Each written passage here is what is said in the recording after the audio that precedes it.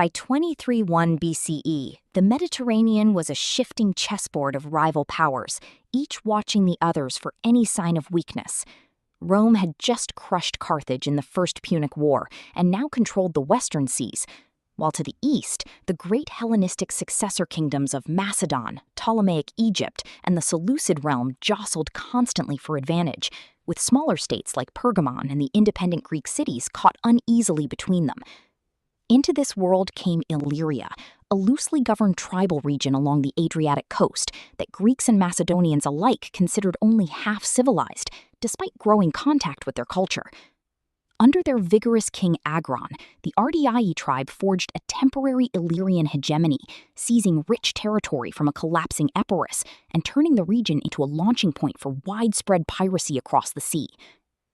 After Agron's untimely death, his widow Teu ruled as regent for her stepson, and waiting under her authority grew so disruptive to Roman merchant shipping that the Senate eventually sent envoys demanding it stop immediately. When Teu refused to comply, and a Roman envoy was subsequently killed, possibly on her own orders, Rome responded with overwhelming military force in 229 BCE, quickly subduing the scattered Illyrian tribes and installing the opportunistic defector Demetrius of Pharos as a client ruler over a small remaining principality.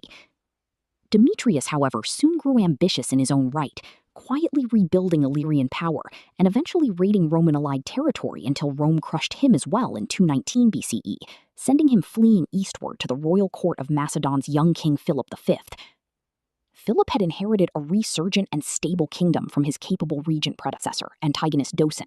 and Demetrius's timely arrival coincided with dramatic news arriving from the west: Hannibal's stunning victories over Roman armies at the Trebia River, at Lake Trasimene, and finally at the catastrophic Battle of Cannae in 216 BCE. Sensing genuine Roman weakness, Philip signed a formal treaty of alliance with Hannibal and began pushing aggressively into Illyria himself, hoping to eventually open a path toward invading Italy directly.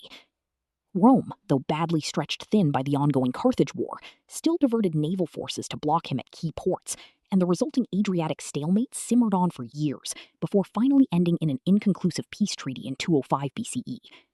One that left Rome's deeper underlying grievance against Macedon entirely unresolved for the future. Once Hannibal was finally defeated at Zama in 202 BCE, Philip V did not slow his ambitions in the slightest. Instead, he exploited a collapsing Ptolemaic Egypt and expanded aggressively into the Aegean, alarming smaller neighbors like Rhodes and Pergamon in the process. Their urgent appeals to Rome, warning of a secret pact between Philip and the Seleucid king Antiochus III to jointly carve up weakened Ptolemaic territory, gave the Senate the diplomatic opening it needed. The Second Macedonian War followed soon after, culminating decisively in 197 BCE at Cynoscephalae, where the Roman legion's tactical flexibility proved superior against the rigid, unwieldy Macedonian phalanx formation.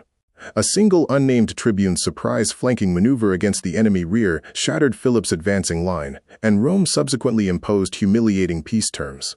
Macedon lost its entire fleet, its overseas conquests, and its independence in matters of foreign policy. At the following Isthmian Games, the celebrated Roman general Flamininus dramatically proclaimed the freedom of all the Greek city-states, a declaration that won him enormous popularity across the Greek world, but also set Rome firmly on a collision course with Antiochus III, whose sprawling Seleucid empire was simultaneously expanding into Asia Minor and across the Hellespont into Thrace. Encouraged by the resentful Aetolian League, which deeply distrusted Rome's growing alliance with its old rival, the Achaean League, Antiochus crossed into mainland Greece in 192 BCE, welcomed enthusiastically as a liberating hero, but ultimately lacking any truly unified Greek military support behind him. The two great powers finally clashed directly at Thermopylae in 191 BCE, where the Roman commander Cato skillfully outflanked the Aetolian defenders along the high mountain paths, while the main Roman army simultaneously broke through the narrow pass itself, forcing Antiochus into a hasty retreat back toward Asia. The truly decisive blow came a year later in 190 BCE at Magnesia, where Roman and allied forces under Lucius Scipio, closely guided by his far more famous brother Africanus, exploited utter chaos among Antiochus's own scythed chariots and panicking camel archers to rout his cavalry wings and completely encircle his exposed phalanx. Antiochus himself, commanding his own right wing personally, had chosen the position of greatest honor but left his center dangerously unsupported once his cavalry charge carried him too far from the main battle. The subsequent peace treaty permanently stripped the Seleucids of their remaining European and Anatolian holdings, their formidable navy, and their prized war elephants, curbing what had briefly been the era's single largest empire. Macedon's troubles did not end with the defeat at Cynoscephalae.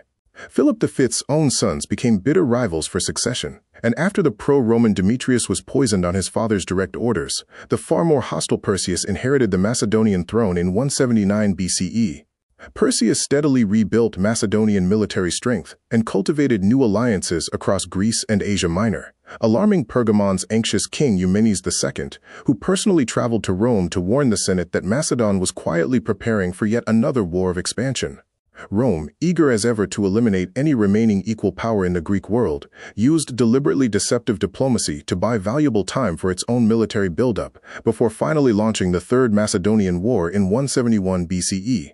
Early fighting in this new war actually favored Perseus, whose cavalry triumphed decisively at the Battle of Callinicus, and whose bold raiders damaged the Roman fleet at Aureus, making him appear briefly as a genuine champion of Greek independence against Roman domination. But the arrival of the disciplined consul Aemilius Paulus in 168 BCE swiftly reversed Rome's flagging fortunes in the region.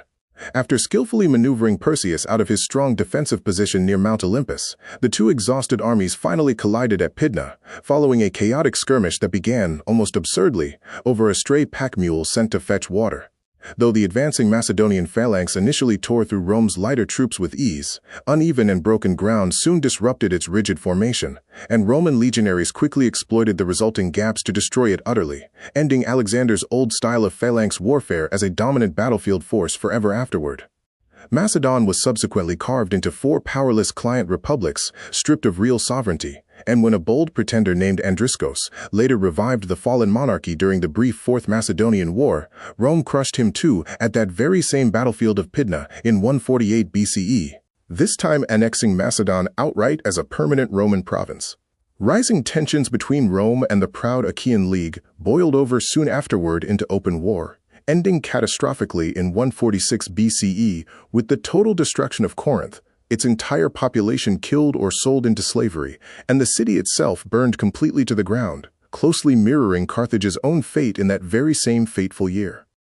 With no meaningful rivals left standing anywhere in the region, the Senate dissolved the remaining Greek leagues and absorbed the entire territory into its steadily expanding province, closing a long chapter of Mediterranean history that had begun quietly with Illyrian pirates roughly a century before.